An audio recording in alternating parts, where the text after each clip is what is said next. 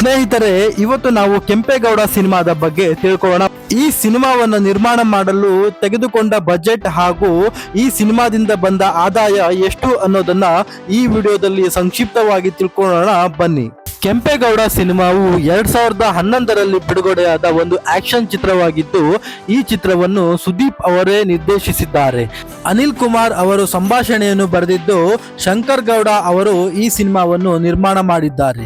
ಈ ಚಿತ್ರದಲ್ಲಿ ಸುದೀಪ್ ಮತ್ತು ರಾಗಿಣಿ ದ್ವಿವೇದಿ ಅವರು ಪ್ರಮುಖ ಪಾತ್ರದಲ್ಲಿ ಕಾಣಿಸಿಕೊಂಡಿದ್ದು, ಪಿ ರವಿಶಂಕರ್, ಗಿರೀಶ್ ಕಾರ್ನಾಡ್, ಶರಣ್, ಮೋಹನ್ ಜುನೇಜಾ, ವರಟ ಪ್ರಶಾಂತ್, ಕಾರ್ತಿಕ್ ಜಯರಾಮ್ ಮತ್ತು ಜೈ ಜಗದೀಶ್ ಅವರು ಕೂಡ ನಟಿಸಿದ್ದಾರೆ. ಕೆಂಪೇಗೌಡ ಸಿನಿಮಾವು ತಮಿಳು ಚಿತ್ರದ ಸಿಂಗಂ ಚಿತ್ರದ ರೀಮೇಕ್ ಆಗಿದ್ದು, ಈ ಚಿತ್ರಕ್ಕೆ ಅರ್ಜುನ್ ಜನ್ಯ ಅವರು ಸಂಗೀತವನ್ನು ಸಂಯೋಜಿಸಿದ್ದಾರೆ.